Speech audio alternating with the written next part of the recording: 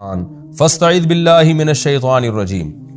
قرآن کی عادت ہے بعض دفعہ اچانک ٹاپک چینج کر دیتا ہے، تو ہمیں تو یہ لگتا ہے کہ اس میں ربط نہیں ہے، لیکن چونکہ قرآن واعظ و نصیحت کی کتاب ہے، واعظ و نصیحت کرنے والا آپ کے احساسات اور جذبات کا خیال رکھ کے ٹاپک کو چینج کرتا رہتا ہے۔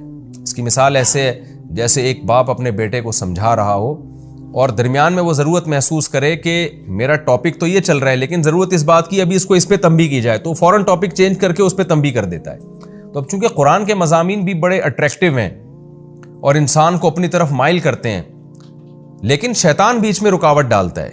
شیطان اس قرآن کو آپ کے دل میں نہیں داخل ہونے دیتا، اور شیطان وسوسے لے کر آتا ہے کہ ایسا تو نہیں کہ اللہ کے یہ سیاسی نعرے ہوں کہ تم توبہ پر قائم رہو تو تمہیں پاکیزہ زندگی ملے گی اور تمہیں آخرت میں بہت بڑا اجر ملے گا، ایسا تو نہیں یہ سیاسی باتیں ہوں۔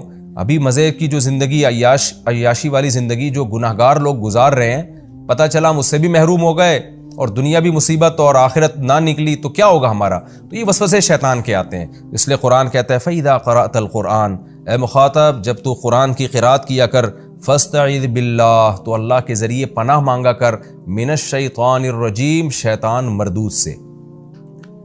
یہ پناہ دل سے مانگنا واجب ہے، زبان سے مانگنا مستحب ہے۔ یعنی دل سے مانگنے کا مطلب کیا کہ جب آپ تلاوت کریں یا کوئی بھی اچھا عمل کریں تو ایک اللہ پر اعتماد اور توکل ہونا چاہیے۔ وہ توکل کیا ہے کہ اللہ میں تیری پناہ میں آ رہا ہوں، تو مجھے بچائے گا تو میں شیطان کے شر سے بچوں گا، تو نہیں بچائے گا تو نہیں بچوں گا۔ تو استعاذہ دل سے، فاستعذ باللہ، اللہ کی پناہ میں آؤ، یعنی اللہ سے پناہ طلب کرو۔ تو یہ دل سے پناہ ہر اچھے کام میں، صرف قرآن میں نہیں، ہر اچھے کام میں اللہ تعالیٰ کی پناہ میں آنے کی کوشش کرنا اور شیطان کے شر سے بچنے کی کوشش کرنا، یہ دل سے تو واجب ہے اور زبان سے اس کا اظہار کرنا یہ مستحب ہے۔ تبھی تقریباً امت کا اجماع ہے کہ قرآن مجید کی تلاوت سے پہلے جب آپ تلاوت شروع کریں تو اعوذ باللہ من الشیطان الرجیم پڑھنا یہ مستحب عمل ہے، بہتر عمل ہے، سنت عمل ہے، تاکہ زبان سے بھی ہم اللہ کی پناہ میں آ جائیں دعا مانگ کے۔ ورنہ اس کا مطلب، اصل جو آیت ہے وہ اس کا مطلب ہے کہ اللہ کی پناہ میں آپ آؤ، اور اللہ کی پناہ میں کیسے آئیں گے؟ اللہ پہ اعتماد کر کے، اللہ پہ توکل کر کے، اور اس کا ایک ذریعہ اللہ سے دعا مانگنا بھی ہے۔ تو دعا مانگ کے بھی ہم اللہ کی پناہ میں آ سکتے ہیں، اور دعا کیسے؟ اعوذ باللہ من الشیطان الرجیم۔ تو قرآن کی تلاوت سے پہلے بسم اللہ پڑھنا بھی سنت ہے اور اعوذ باللہ پڑھنا بھی سنت ہے۔ اور اس میں شرعی مسئلہ یہ ہے کہ جب آپ بالکل قرآن مجید کی تلاوت کی ابتدا کر رہے ہیں، یعنی آپ کہیں کام سے فارغ ہو کر بیٹھے، اب قرآن پڑھ رہے ہیں، تو اعوذ باللہ بھی پڑھیں، بسم اللہ بھی پڑھیں۔ لیکن اگر آپ قرآن کی تلاوت شروع کر چکے ہیں تو پھر بیچ میں جب کوئی نئی صورت آتی ہے نا تو پھر صرف بسم اللہ پڑھیں گے، اعوذ باللہ نہیں پڑھی جائے گی۔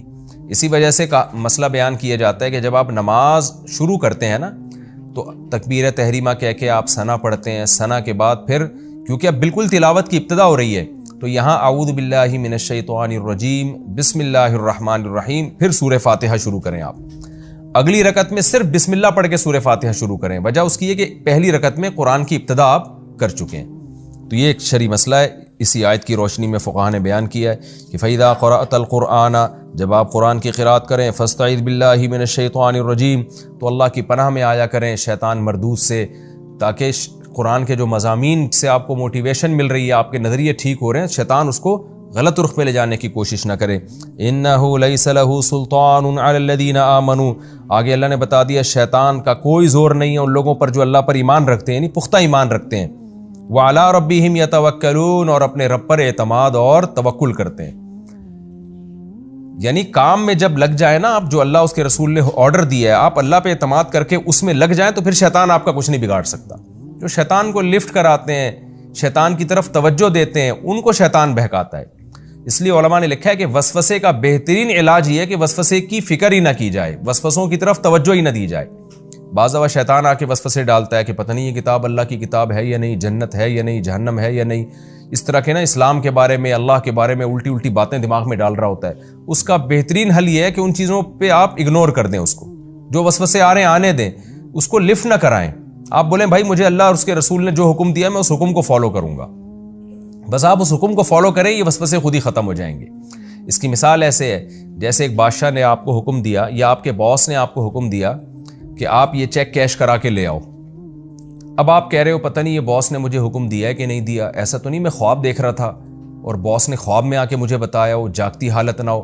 ایسا تو نہیں باس نے جو چیک کیش کرانے کا حکم دیا ہو تو وہ بولا کچھ اور ہو, سمجھا میں کچھ اور ہوں, کچھ اور سمجھ رہا ہوں. ایسے وسوسے آئیں آپ کو ٹینشن دیں اور آپ بیٹھ کے سوچنا شروع کر دو تو پاگل ہو جاؤ گے.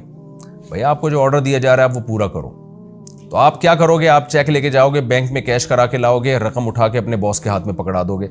تو اگر آپ کنٹینیوس کام میں لگ گئے نا تو یہ وسوسے آنا آٹومیٹیکلی ختم. تو اسلام کا بھی یہی حکم ہے. اللہ میاں نے حکم دیا وضو کرو, اب وہمیوں کو وہم ہونا شروع ہو جاتا ہے, پتہ نہیں میں نے 3 دفعہ کیا ہے یا 4 دفعہ کیا ہے, پتہ نہیں میرے بال خوش تو نہیں رہ گیا. تو بھئی آپ اللہ کے آرڈر کو پورا کرو, ہاتھ دھو, 3 دفعہ کلی کرو, 3 دفعہ ناک میں پانی ڈالو, 3 دفعہ چہرے کو دھو لو.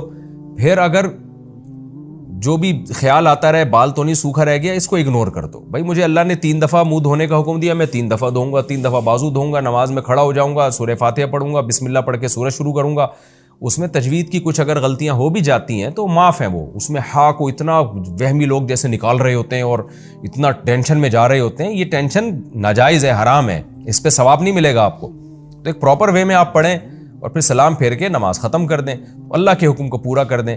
تو وہم کا سب سے, وسوسوں کا سب سے بہترین علاج یہ کہ اللہ نے جو آرڈر کیا, جو آرڈر دیا اس کو جلدی جلدی آپ پورا کر دیں تسلی کے ساتھ. تسلی کا مطلب یہ کہ جلدی میں بگاڑے نہیں اور اتنا سنوارے بھی نہیں کہ وہم کے مریض بن جائیں. جو آرڈر دیا اس کو پورا کرتے چلے جائیں اور شیطان کی طرف دھیان نہ دیں آپ. تو یہ جو الٹے سیدھے وسوسے جنت کے بارے میں, اللہ کے بارے میں, رسول کے بارے میں آتے ہیں, یہ خود بخود غائب ہو جائیں گے. تو اللہ فرماتے ہیں انہ لیس لہ سلطان علی الذین آمنوا وعلی ربہم یتوکلون, جو اپنے رب پہ توکل کرتے ہیں شیطان کو ان پہ زور نہیں چلتا. توکل میں یہ بھی ہے کہ شیطان گناہ کرواتا ہے نا, جب آپ اللہ پہ اعتماد کرتے ہیں کہ بھئی رزق اللہ کے ہاتھ میں, خواہشات پوری کرنا اللہ کے ہاتھ میں, تو بھی شیطان کا زور نہیں چلتا. انما سلطانہ علی الذین یتولونہ, شیطان کا زور صرف ان لوگوں پہ چلتا ہے جو شیطان کو اپنا دوست بناتے ہیں.